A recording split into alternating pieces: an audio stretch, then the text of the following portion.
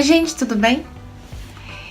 Eu gostaria de agradecer muito de coração aos comentários que as pessoas deixaram no vídeo que eu falei sobre o que realmente aconteceu quando a gente saiu de Zoom. Obrigada a todo o carinho, a toda a amizade de vocês, pra mim é muito significativo. No Japão houve uma mudança na minha fé. Eu acreditava em Cristo, eu acho que muita gente já ouviu falar sobre Jesus Cristo. Quem é Jesus Cristo, né? Resumindo a história, Jesus Cristo é o Filho de Deus, se tornou homem, viveu entre os homens, fez milagres e maravilhas, curou, ressuscitou pessoas, expulsou demônios, ele fez muitas coisas enquanto estava aqui e ele morreu crucificado. Era uma das formas de que somente os criminosos realmente da época morriam daquela maneira, então era uma forma cruel, era uma forma detonava mesmo com a pessoa. E Jesus Cristo, sendo Filho de Deus, ele passou por isso, ele morreu e depois de 3 dias ele ressuscitou. Até conhecer essa história é simples, né? Todo mundo acho que já ouviu falar alguma vez na vida, já escutou na igreja, já escutou alguém falando sobre Jesus, algum teatro, alguma notícia na televisão. Quando eu tinha 25 anos, eu resolvi entregar minha vida para Jesus, mas entregar de que forma, né? Eu tava realmente no fundo do poço e eu não sabia o que fazer com a minha vida e eu realmente fiz uma simples oração: Senhor, me ajuda, porque eu não aguento mais. E a minha vida se transformou dali em diante. Ele me tirou daquela situação ruim e ele transformou a minha vida, até chegar até aqui. Quando eu cheguei no Japão, eu senti uma coisa totalmente diferente. Eu senti que eu não tinha entregado a minha vida para Jesus da forma que eu imaginava, né? Eu acreditava em Cristo, eu acreditava no poder de Cristo, porém, eu não sei o que acontecia comigo, eu não tinha total entendimento do que realmente, quem era Jesus Cristo. Uma coisa é você escutar uma história, outra coisa é aquela história entrar dentro do seu coração e te transformar. Uma coisa é você saber que existe um Deus que entregou o seu filho e que esse Deus se transformou em homem para morrer por você numa cruz. Outra coisa é você saber que esse Deus é real. E foi aqui no Japão que eu realmente tive essa sensação de que Deus, ele vive. Jesus Cristo, ele morreu, mas ele ressuscitou e ele vive. Ele tá aqui. Então você fechar os olhos e poder sentir a presença de Deus é a coisa mais magnífica do mundo. E eu pude sentir isso aqui. E de que forma que eu senti isso aqui, né? Buscando realmente, gente, buscando em oração, na palavra. Eu lembro que quando eu cheguei a primeira vez na igreja, eu olhei para tudo aquilo que estava acontecendo lá na igreja e eu realmente já não acreditava mais em nada daquilo, porque eu tava tão decepcionada com igrejas e com homens que eu tava tipo, Senhor, eu creio na sua existência, mas isso aqui pra mim é difícil. É difícil engolir. Só que aí eu falei, Senhor, se isso realmente for verdade, se tudo isso daqui realmente for real, por favor, me mostra. E dali em diante a minha vida começou a mudar porque o Senhor começou a falar comigo de uma forma diferente. Eu comecei a sentir mais a presença de Deus na minha vida. Eu comecei a ler a palavra de Deus, a orar muito mais, e pra mim a oração era um sacrifício.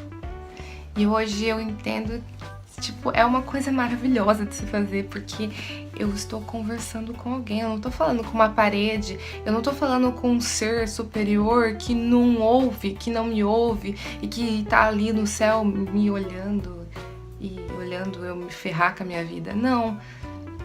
Eu tô falando com um ser maravilhoso, poderoso, grandioso, porém é um ser que se fez tão pequeno, se fez homem, se fez nada aqui nessa terra, para poder mostrar que ele nos entende e que o poder dele é tão forte, o poder dele é tão maravilhoso, que ele pagou por todos os nossos pecados, por toda a nossa culpa.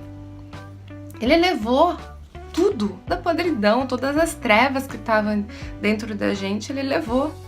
E ele nos deu a chance, e todos os dias ele nos dá uma nova chance de acordar e ter uma vida diferente, de ter um amor dentro de nós, um amor que é maravilhoso. Então você poder fechar o olho e sentir esse amor dentro de você e sentir a presença dele é incrível, gente. Então foi isso que mudou na minha vida. Então na palavra de Deus tem uma passagem em Gênesis, no capítulo 5, no versículo 24, fala o seguinte: Enoque andou com Deus e já não foi encontrado, pois Deus o havia arrebatado. Eu sempre ficava pensando, nossa, como que esse tal de Enoque andava com Deus? Eu ficava imaginando um campo todo cheio de grama, assim, tudo verdinho, bonitinho, aquelas flores maravilhosas, e Deus andando do lado de Enoque, Enoque andando do lado de Deus, e ali os dois caminhando, fazendo uma caminhadinha básica de fim de tarde. Eu ficava imaginando isso na minha cabeça. Só que isso tem muito mais, né? Eu tava lendo um livro esses dias que fala sobre a presença de Deus e fala que qual que é a diferença da gente conhecer a Deus, conhecer a história de Deus, muita gente conhece. A gente crer em Deus também não é significativo. A Bíblia fala que até os demônios creem em Deus. Mas você ser amigo de Deus, você orar a Deus, você buscar ler a palavra dele, entender o que ele está querendo te dizer. Gente, a oração ela é muito mais forte, é muito mais poderosa. Ela é um relacionamento que você tem com Deus. É você conversar com o seu melhor amigo, aquele que te criou. Então isso é que faz diferença na nossa vida. E foi isso que aconteceu comigo aqui no Japão.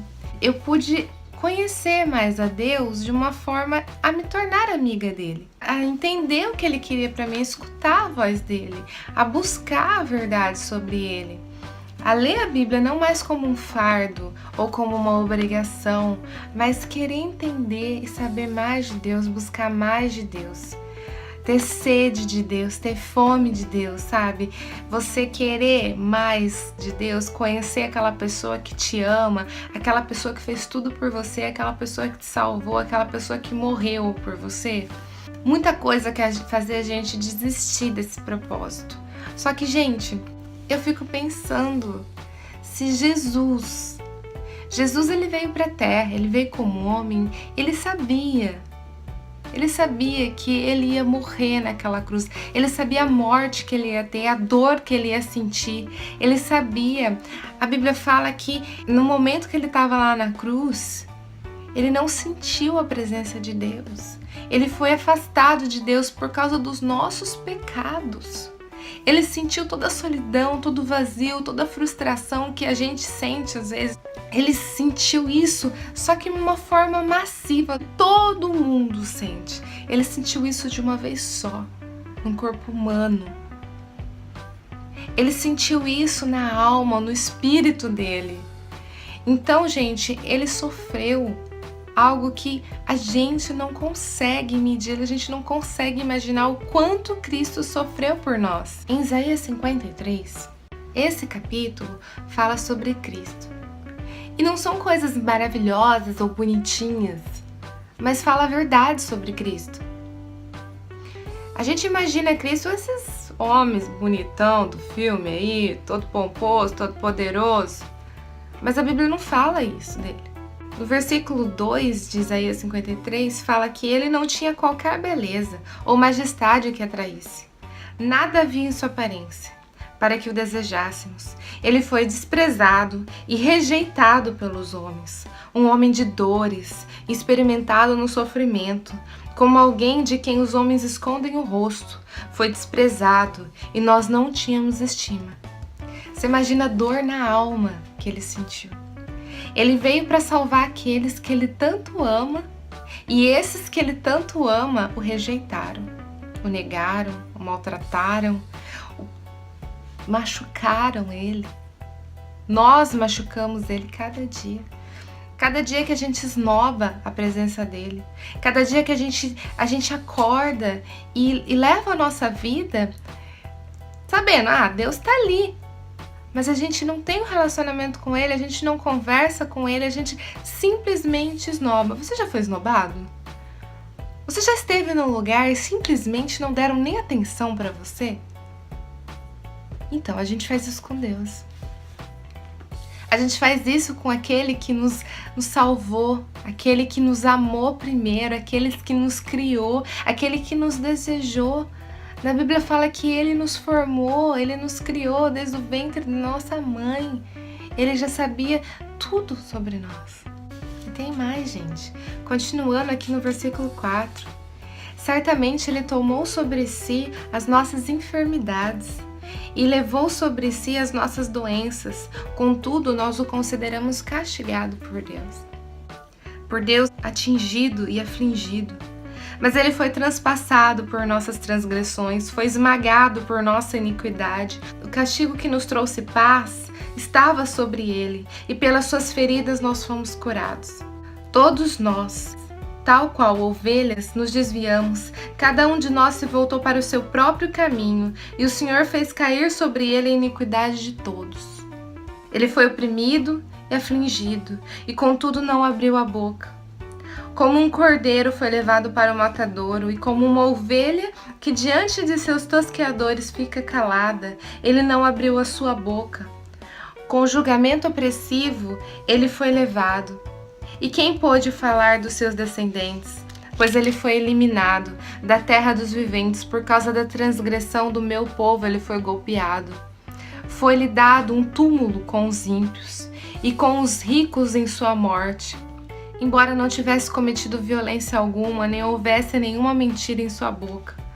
Contudo, foi a vontade do Senhor esmagá-lo e fazê-lo sofrer. E embora o Senhor tenha feito da vida dele uma oferta pela culpa, ele verá sua prole e prolongará os seus dias, e a vontade do Senhor prosperará em sua mão. Do sofrimento de sua alma ele verá a luz e ficará satisfeito. Pelo seu conhecimento, meu servo justo justificará a muitos e levará a iniquidade deles. Por isso, eu lhe dei uma porção entre os grandes, e ele dividirá os despojos com os fortes. Portanto, ele derramou sua vida até a morte, e foi contado entre os transgressores, pois ele levou o pecado de muitos, e pelos transgressores intercedeu. Cara, você pensa nisso, pensa! Ele morreu, ele sofreu tudo aquilo, e ele ainda intercede por mim e por você. Ele ainda intercede por aqueles que machucaram tanto a ele, por aqueles que viraram seu rosto todos os dias, por aqueles que esnobaram seu sacrifício. Só que aqui, no Japão, eu pude entender que ele vive. Ele vive. Ele vive. E ele está aqui agora. Ele está aí do seu lado. E ele te dá a oportunidade todos os dias de reconhecer o amor dele e de se voltar para ele. Deus é maravilhoso. Deus é muito bom. E eu fico pensando, se Jesus Cristo sabia da sua morte, se ele não desistiu de morrer por mim naquela cruz, quem sou eu de desistir de viver por ele? Esse é o nosso propósito de vida, pregar o Evangelho. Jesus é tudo que dá sentido à vida, porque Ele é a própria vida. E é isso que nós temos para oferecer para vocês. Eu espero que vocês estejam bem e eu espero que essa palavra fale ao coração de vocês. Fiquem com Deus e até o próximo vídeo. Tchau!